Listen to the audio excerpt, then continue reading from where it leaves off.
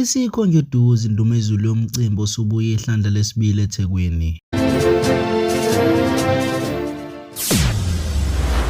Mbukele lethi kuhle Ndlela TV sikwamukele futhi. Kanti sikuphathele zona osukwini zethi.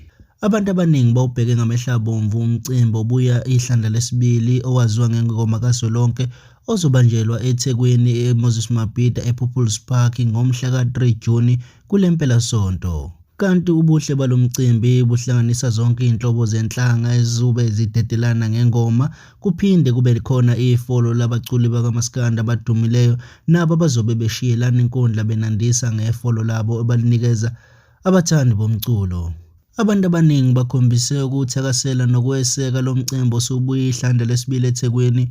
Konke lokho kufakazelwa indlela ekuthengiswe ngayo ithikithi lokuba laba abayohlala ezicukuthwaneni. Kanti amagosa adumile engoma afana noMthakashana akuqinisekile ukuba asemngomumo ukuba azoqhudelana nozakwabo ngengoma, kodwa kukho konke abazobe bekwenza abazile ukuzolwa noma abaqondile kuhle, kepha bazoqhayisa ubuhle bakazingoma nobumbano kuzona zonke izinhlanga ezikhona kuleli Ningizimu Afrika. Ndike babe sebegcizelela ukuthi sikhumbuze ababukeli belethu kuhle Ndlela TV ukuthi kungenwa mahala woza nawo uzoba omunye wabathameli balomcimbi ozokwenzeka eThekwini ngomhla ka4. Masiyalo ikhoso labantikazana ingoma siyasifikaza siqale ngo1981 yonke kuzofika njengalonyaka nje wasiphethe 43 siphethe le ngoma sengibambe namadodana nabazukulu.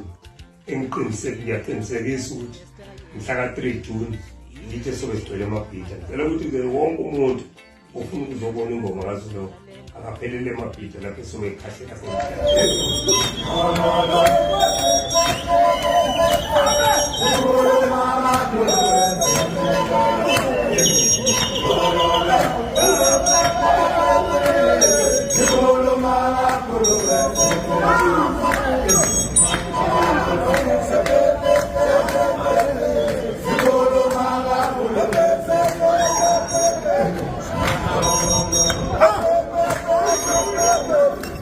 Ukwelelethi kuhle Ndlela TV izona lezi bese kuphathela zona ungakhohlwa ukusubscribe ku YouTube channel yethu. Siyabonga, sikuthanda kakhulu.